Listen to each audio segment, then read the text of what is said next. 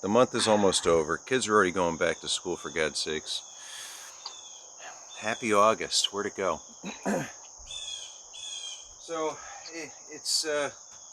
so I'm in Chester. Uh, Kathleen, have you got any rain yet?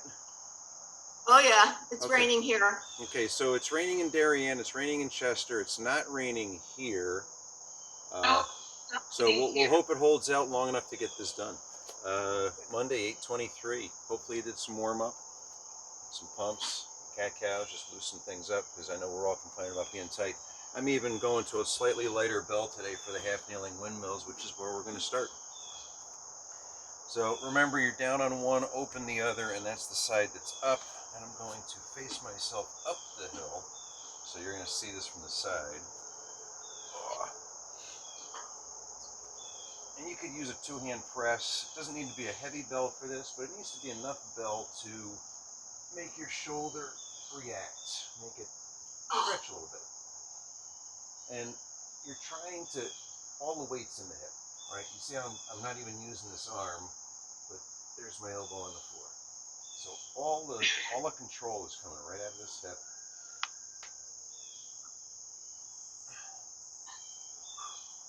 Eye always on the bell over your head.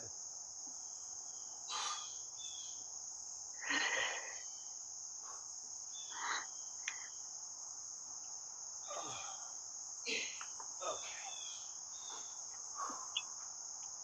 And we're going to switch sides.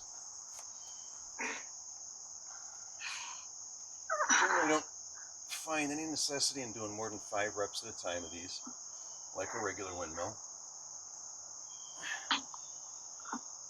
Oh.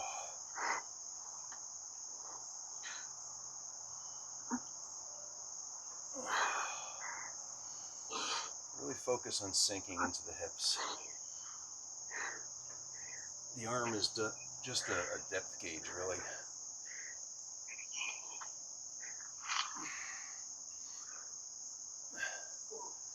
So in many respects, this is a glute exercise.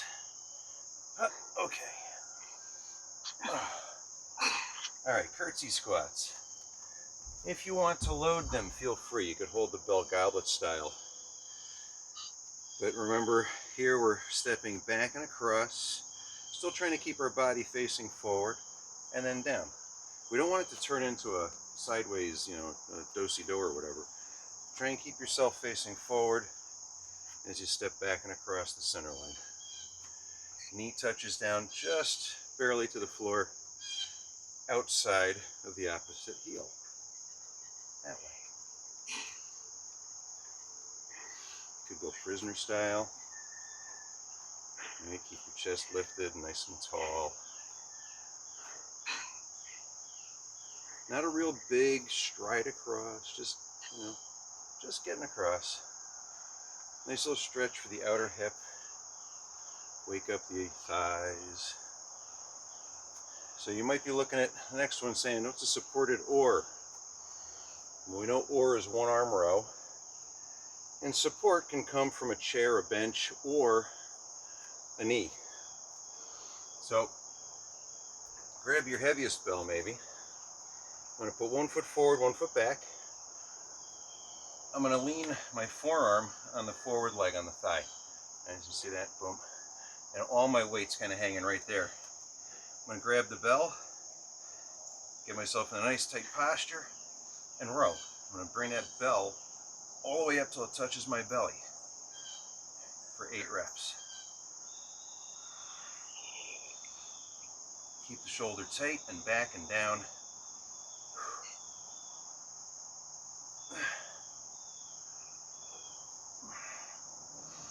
This way we can work a little bit more weight. The deadlift with the row, there's no limit to how much weight you're going to be able to pick up. Remember, you want to be rounded, nice, think perky posture. Shoulders back and pull. I'm trying to bring the bell of the belly up to the belly of my body. And I'm not doing a lot of rotation, right? I'm keeping the shoulder facing down. I'm pulling through the back. Okay, so 8 of those done. And then we're on to side planks with the crunch. Now, if for some reason the crunch were to bother you, or being up on your arm bothers you, you could go forearm, hold the side plank, and even forearm, we can still do the crunchy version, right? So if you've got an issue, modify. There's a lot of ways to take it down or up.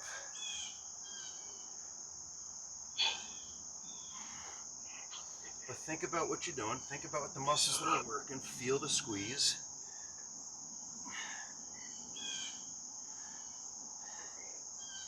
You know, pausing. I talk about it all the time. Pausing in the contraction. Give your body a chance to realize, oh, okay, this is what's contracting right here. And it's okay to reach in and feel. You know, we talk about that biofeedback all the time. If you're having trouble with a move, maybe not feeling it, sometimes a little palpation, poking and prodding. Wave squats. We're doing 8 of these, I believe. Bell held by the bottom, feet about shoulder wide. And I'm going to again face uphill here. I'm squatting sideways, making a hillbilly. I'll be crooked. Remember, push the hips back, slight bend in the knee. Arms are just dangling, but shoulders are pulled back, not getting rounded, right? So nice perky posture again. Sit through it. Arms stay straight inside the knees and pop up. So my arms aren't bending. They're just hanging with the gravity of the bell. Push back, stretch the hamstrings, swing the hips under the shoulders, pop back up. A wave squat. And then we've got possibly my favorite version of the dead bug, using the stability ball. Now, if you don't have a stability ball, you could do a regular dead bug, yes. But with the ball, or even with a large couch cushion, right? We can create a different level of activation in the abs. So my feet are basically hip wide, almost together. Toes get the ball, and my fingertips get the ball. That's it. Now, if you had a couch cushion or a big pillow, you could probably do the same thing. Hold that up there, lower opposite arm and leg all the way to the floor. Come back up. So the ball or cushion or whatever you're holding up there forces this connection to stay. Because a lot of times when you do a regular dead bug, the vertical leg and the vertical arm end up in weird places, and we lose this ab connection, right? So the stability ball forces more ab. It does make it easier to process this for the brain, but it's harder for the body. I think we're doing 13 on each side, and I've completely lost track. I'll call that 8. Now we're still trying to touch the calf to the floor before the heel. Still trying to get the arm straight back. Lay it down behind your ear, all the way down to the floor. 2 more will do it. And then we've got leg curls. Now leg curl, if you don't have a ball, could be the glute bridge, right? Remember to pull your toes up, heels down, drive up, keep the knees together, pelvic tilt, all that stuff. You could do an elevated glute bridge. Say you've got a couch or a chair nearby, and you could just make it more difficult by going to an elevated surface. And of course, if you've got your stability ball, we're going to do the sometimes abbreviated SHELC, S-H-E-L-C, which stands for supine, that's facing up, hip extension, hips extended, leg curl. So if you ever see that on the board, shulk, you'll know. These can be done with paper plates on a carpeted floor, towels on a hardwood floor. I think we're doing 13. Felt like 7 or 8 there.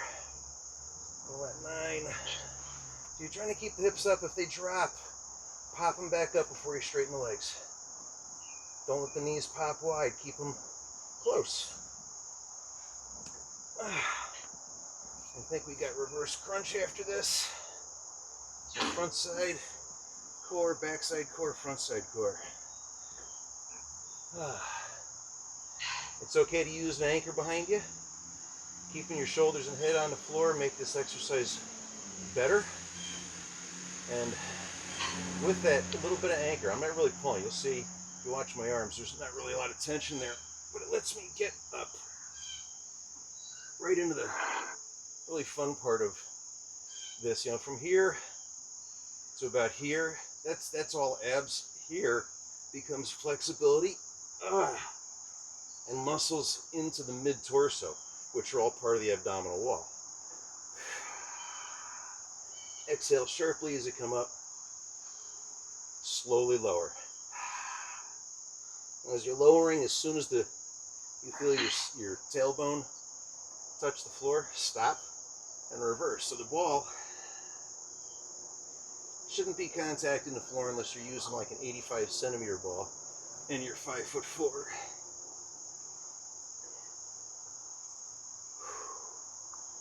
I've got the ball squeezed between the heels and my butt. I'm not squeezing it between my knees, but behind my knees.